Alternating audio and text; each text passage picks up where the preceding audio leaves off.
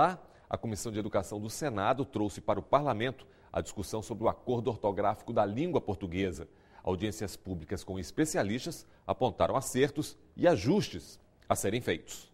Por que pé de meia sim e pé de moleque não? Se a ortografia de uma língua tivesse de ser fiel à fonética ou à sua fonêmica, para facilitar a alfabetização, nenhuma criança se alfabetizaria. O tema que tanto incomoda o problemático IFEM 2016 e as mudanças na nossa ortografia em discussão está começando. O domínio da ortografia por si só não torna uma pessoa alfabetizada. O conhecimento da língua escrita situa-se muito acima e muito além do uso correto da ortografia. Acho esse pressuposto muito importante, porque o que afinal nos traz aqui é o desejo compartilhado por todos de que o trabalho na ortografia, a partir do acordo, possa ajudar a melhorar os índices educacionais. Os linguistas não acatam eles não aderem a essa crença de que quanto mais próximo da língua oral, da pronúncia vigente, melhor, mais fácil seria alfabetizar o indivíduo. O conhecimento das chamadas línguas de cultura contemporâneas demonstra que essa asserção é uma falácia. Em línguas como o inglês, o francês, o alemão, por exemplo, há uma enorme distância entre a sua ortografia e as pronúncias atuais. Isso ocorre porque a pronúncia dessas línguas foi se alterando ao longo dos séculos, como de resto sempre acontece com as línguas naturais. Se a ortografia de uma língua tivesse de ser fiel à fonética ou à sua fonêmica, para facilitar a alfabetização, nenhuma criança se alfabetizaria nos países de língua inglesa ou de língua francesa. O que acontece é o contrário disso. A maioria dos países anglófonos ou francófonos apresentam baixíssimos índices de analfabetismo. Comparar o português com o inglês e o francês e o alemão é como comparar formiga com elefante. Porque são culturas muito diferentes. Essas línguas têm muito mais história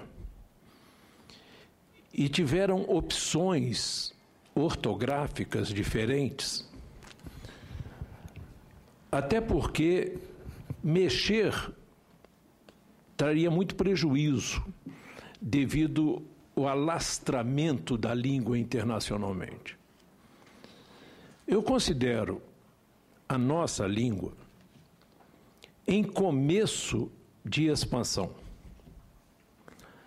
A nova composição geopolítica está dando muito espaço a desenvolvimento da nossa língua, em expansão. A padronização da ortografia da nossa língua, que o grande Matoso Câmara considera razoavelmente fonêmica, só iria ocorrer no século XIX, como um serviço prestado por fonólogos portugueses. É preciso enfatizar que esse processo de padronização da ortografia, assim como da ortoepia, é um processo de política de idioma, política de Estado, e que é patrocinado pelos governos. Nos países ocidentais, justamente quando se cria um governo unificado, após os muitos reinos medievais, esse governo unificado procura procura tomar essas providências visando a codificação, a padronização da língua. Eu deixo aqui a mensagem da Abralin, que recomenda que se consolide o acordo ortográfico de 1990 sem que haja nenhuma alteração unilateral. qualquer alteração que se queira fazer no acordo, que seja feito no âmbito da CPLP e do ILP. Quanto ao ILP, né, que eu quero fazer votos de que esteja muito bem constituído, que segurança nós vamos ter que todas essas incoerências, essas inconsistências não estejam continuando? Daí a proposta que o Simplificando Ortografia fez de se criar uma comissão com outros parâmetros, onde os membros não sejam indicados, mas sejam postos meritocraticamente por concurso público. Eu quero crer, e eu imagino, eu não estou falando por todos os meus colegas linguistas, mas eu quero crer que a CPLP está se cercando de muito cuidado na escolha dos especialistas e cientistas que vão fazer isso. Haja vista, e não haja visto, haja vista que os dois representantes brasileiros são duas pessoas da maior competência. O professor Evanildo Bechara, que também representa a Academia Brasileira de Letras, e o professor Carlos Alberto Faraco, linguista renomado, ex-reitor da Universidade Federal do Paraná.